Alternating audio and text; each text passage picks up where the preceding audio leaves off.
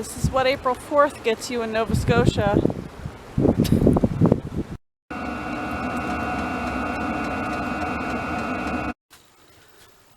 Oh no. That would indicate a window strike to me. I really hope there's not a bird outside.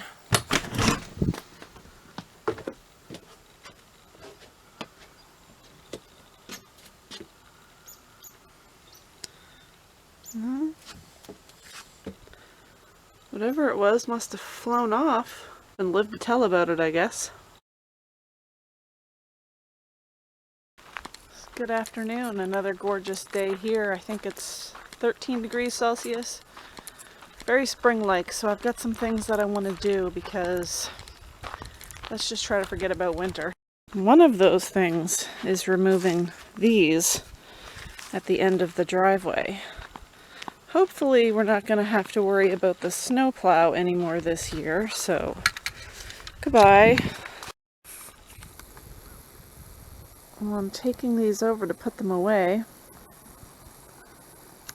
And Mr. Squirrel is just sunning himself. I mean, I don't really know what he's doing, but... Psst, psst, psst, psst. He's frozen. I think he's a little scared. See how close we can get? No? Okay. Anyway. Whoa. Put those away in here. Ah, look at all this stuff. And maybe we'll take out these solar lights and put those at the end of the driveway. Okay, evidently that was just an empty box. Where in the world are those lights? Oh my god. Duh. Jeez. I'd say they need a little cleaning out though. They're pretty filthy.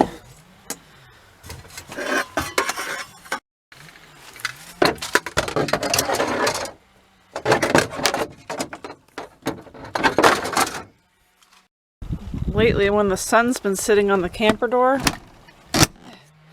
it sticks and it's really hard to open. See? So I put a little flathead screwdriver here to kind of help. Uh-oh, is it not? Yeah, prop it open. Yeah, kind of a pain, but works for now, I suppose. Alright, I cleaned these out as much as I could, really. Filled with a bunch of cobwebs and dead bugs. But I'm just going to set the ends here with the solar panels facing toward the sun, get those all charged up, and then I'll put them at the end of the driveway, probably in a few hours.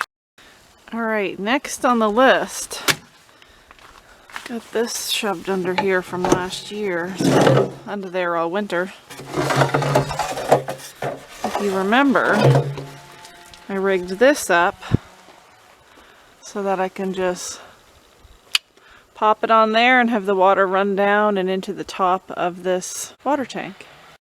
So now, the other day I had this filled over half full. Now we're down under half. Here's about half. So we're just right here with the water. This is the only part that's open from this tarp because the sun doesn't set directly on this side and it allows me to see the water level in the tank. It's a bit of an eyesore, but if you are new here, the reason for the tarp on the tank is just to keep the sun off of it so that I don't have algae in the water underneath.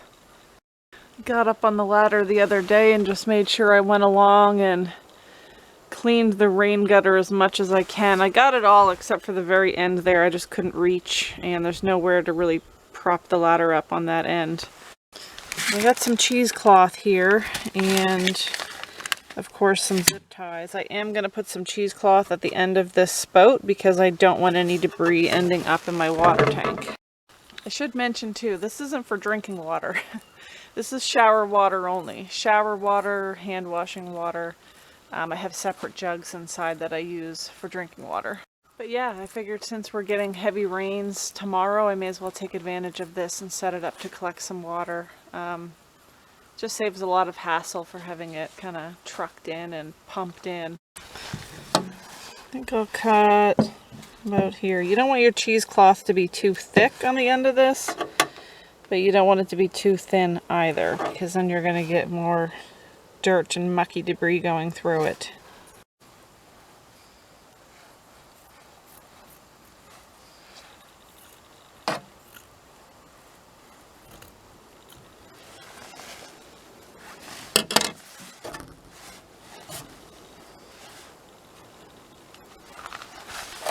That should do it.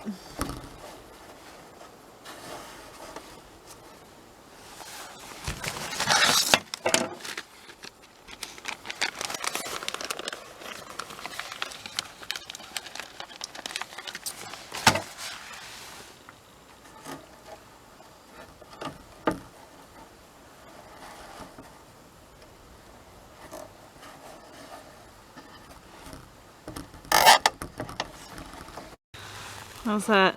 Just right? I used to put one on the end of this, well actually right on the end of that as well, but sometimes that can just be a little too much cheesecloth, and once it fills with debris it kind of blocks that entrance off from the water. So yeah, through trial and error it's better just to put this one on.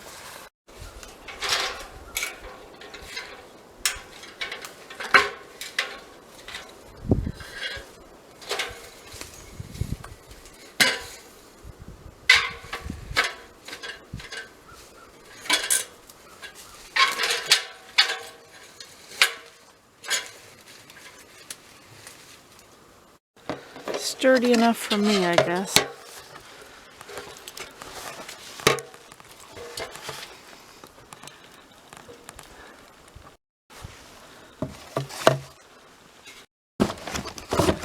Open up the cap.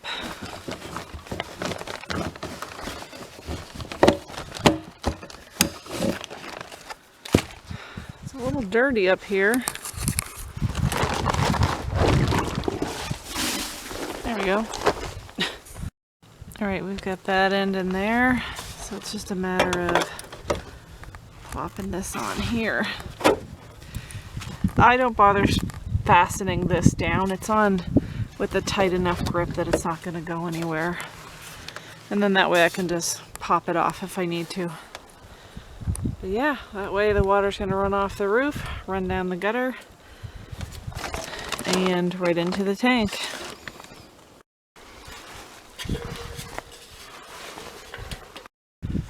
Ready for the heavy rains tomorrow. I find this setup works a lot better in a heavy rain, just because the way I have this set, the tank is up high enough that that right there isn't much of an angle, of a kind of downspout. So you do have to have a heavy rain really for it to push the water down there to the end of that gutter I've got attached here. So yeah, it does work in a heavy rain, but in a light rain, it's better just to have the spout, which I have a different setup for. The spout come directly down here, and then I usually have a barrel down below here that catches the water from the gutter above. While I'm over here, I may as well just top up the onboard tank. Feels so nice to be able to do this again. I hate it all winter just not having water here. Yeah. And then of course we can just keep an eye on the water level through this hatch. Alright, we're getting pretty full enough there, so let's shut this off.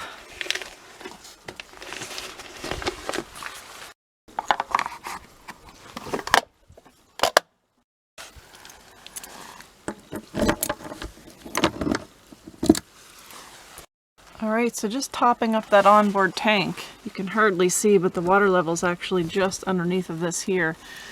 So we were under 500 before, now we're at 400 liters. So I'm going to try to remember that, because after this rain, I'm going to check it again, see how much water we got in the tank after the rain tomorrow. I should mention too, I've been using the diesel heater a lot more lately, because in the mornings when the fire goes completely out, I just turn the diesel heater on for a few hours until it gets sunny like this. The sun lays right on the camper and it gets nice and warm inside. I mean, currently right now I think it's 14 degrees Celsius, so there's no need to get a fire going in the morning and then have it get real hot in there during the day. So yeah, it's convenient to fire this on when it's still around the freezing mark in the mornings, and then when it warms up, just shut it down. The price of diesel hasn't improved much though. So the rest of the wood is officially back far enough that it's in the tent part of the shed. So that means anytime now, whenever I feel like it, I guess, I'll start taking this pallet part off in the front. Well, taking it apart, I should say, just hopping up on the roof and taking the screws out and just start pulling it all apart. Because like I said, I am going to put my 10 by 20 tent shed here. So eventually this will just be gone. I'll probably save the tent shed in the back for something else. Maybe store it back behind here and keep my other water barrels or something in it. Use it for storage. But yeah, so Mr. Squirrel's not going to be too happy when I start pulling the wood out, and I know he's got a nest back there because I can see it. It's a bunch of leaves. Little piece of insulation right there, so I'm pretty sure that might be his nest. Yeah. He's gonna be pissed. Yeah, I don't know what I'm gonna do actually just yet about that, because if there's babies in that nest, I'm not gonna want to touch that. But yeah, cross that bridge when we get there, I guess. Still have to paint my chairs, but I'm still pretty excited about these freebie chairs that I got off the side of the road. I mean, they'll definitely last out here in the rain and the weather. I got lazy and left the hammock out all winter long. So it's pretty twisted up right now. But I don't know if I'm going to leave this here or not. It gets absolutely filthy, you know, from the trees and everything dropping on it. And then, yeah. I don't know what I'm going to do. If I'm going to just give it a cleaning and leave it there, or if I'm going to think about maybe doing something else here. But if you have any suggestions, let me know. Yeah, I don't really lay in that thing a whole lot because it gets filthy.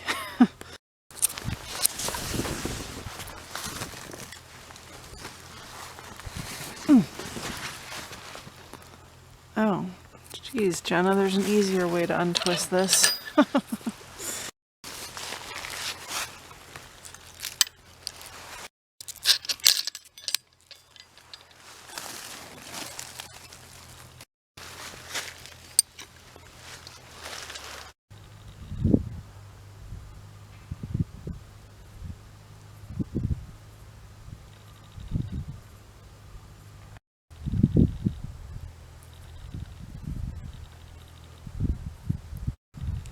This feels a little bit lower to the ground or something. I don't know, maybe the material's stretched because it was outside all winter long in the rain and the snow. It's relaxing, I'll give it that. But yeah, in the spring and summer it does fill up with a lot of pollen. But how often do I relax, honestly? Alright, I think these things have been out in the sun long enough. Let's see if we can get these suckers in the ground. Okay, well, they're there.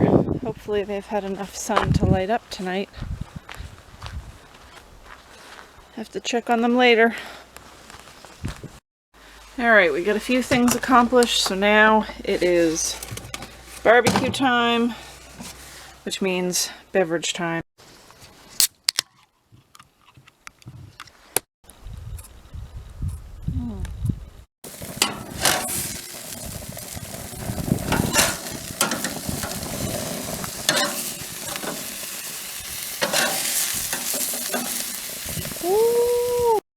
Bet you didn't think I'd be barbecuing burgers. Definitely need to replace those little, what are they called? Flame shields, maybe? There's 3 of them. And when I fired this thing up, a piece in the middle broke off. So, yeah, they're pretty crumbly. You can buy the replacements, though. Barbecue's still good.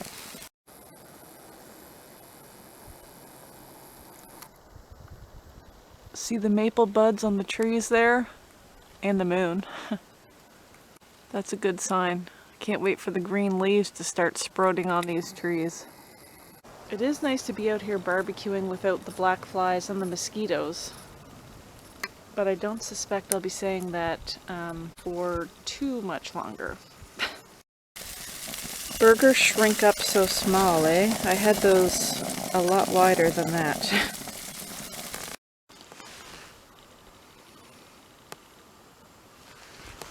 Barbecue and bevies, you can't really beat it. Anyway, I think that's going to do it for this video. Hopefully you guys are all doing well, and hopefully I'll see you in the next one. Take care.